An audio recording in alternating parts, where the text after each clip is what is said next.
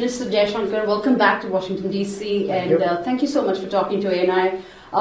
If we talk about your visit here in DC, lots of nuts and bolts. Give us some details about what your meetings look like here.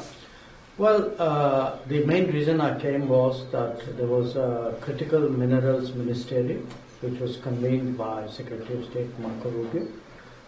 There were a number of countries, I think about 50 odd countries which were here. So that meeting took place today. In fact, it's still going on. I took a break from that. That was the principal reason. It was a very good discussion. Critical minerals is a very important subject.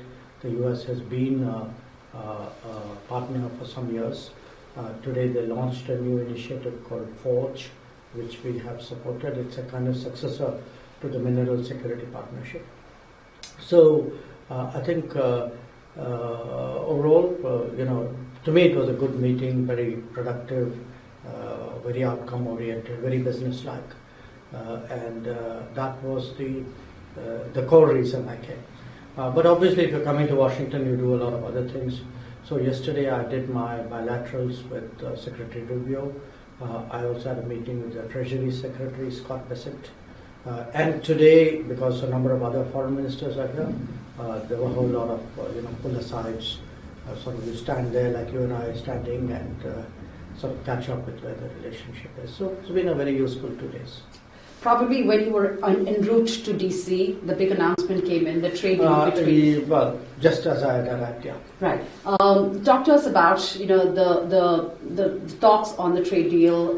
Were there discussions on that ever since the announcement was made? Well, not directly with me, because that's being handled by Commerce and Industries Minister Piyush Goyal. So what we have is... the Prime Minister and the President had their conversation.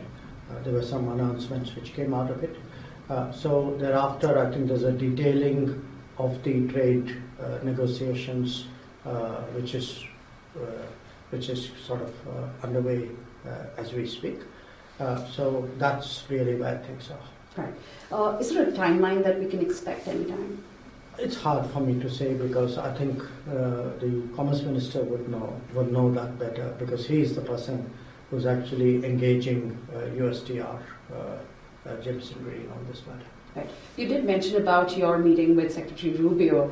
Talk to us in detail about what you can share at this point. What those conversations were like. Well, we did yesterday a fairly detailed review of our bilateral cooperation. So it's natural when foreign ministers meet that you discuss what's the diplomatic agenda. Also the calendar, what do we expect each one of us to do this year together.